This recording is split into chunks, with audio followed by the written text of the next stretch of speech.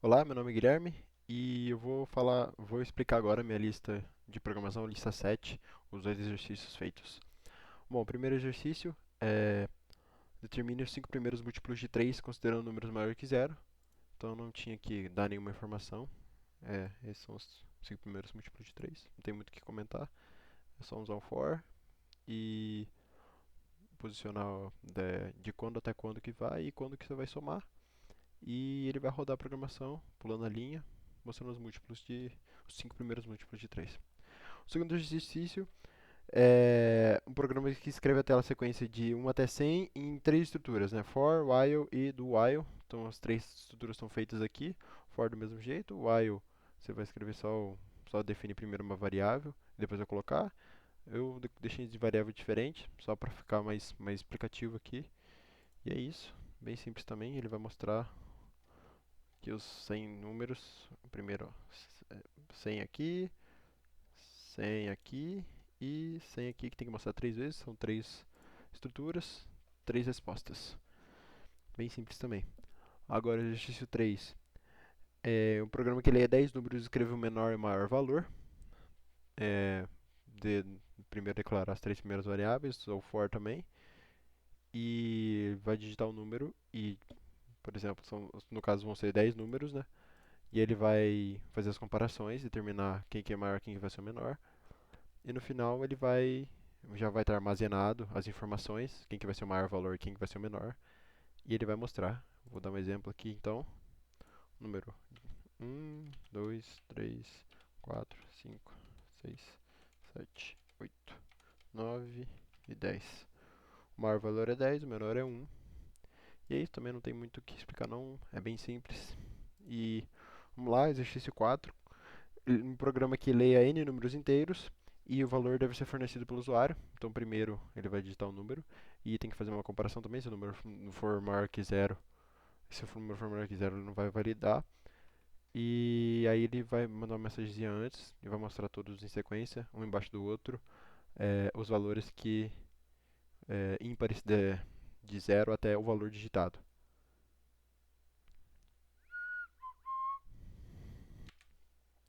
Então vamos lá.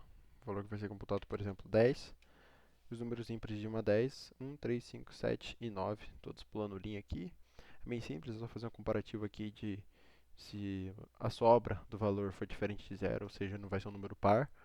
Aí ele vai mostrar e vai repetindo esse processo até acabar, até um número determinado.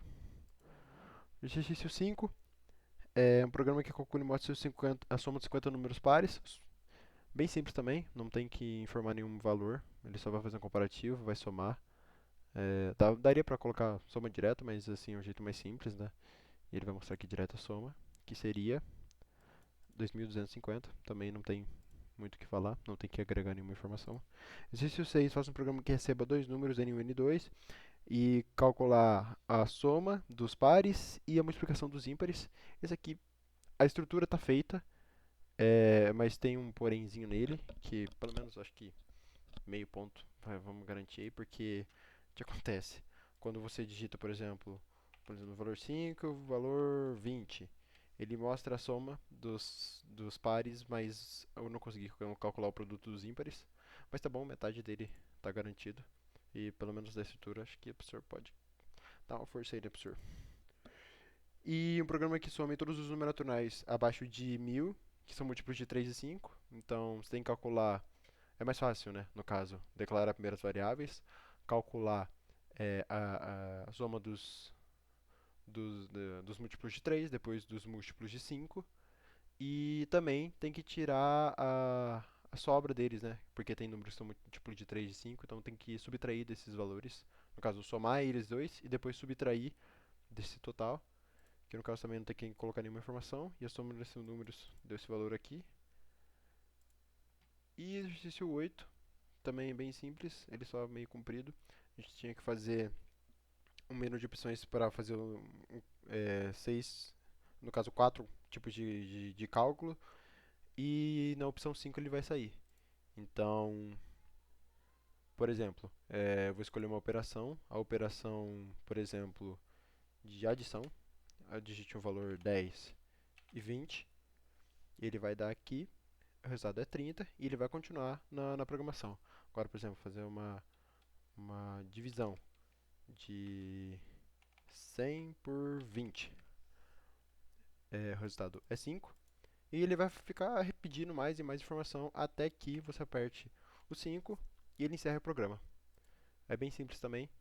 É, fiz primeiro um for aqui para colocar as informações, pedir as informações no caso de operação.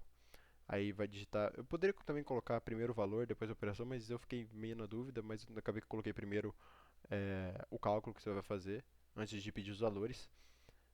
E aí eu fiz um switch aqui também de quatro casos. No caso aqui eu coloquei de quatro, eu coloquei quatro casos no caso do tipo de cálculo que você vai fazer, divisão, multiplicação, subtração e adição.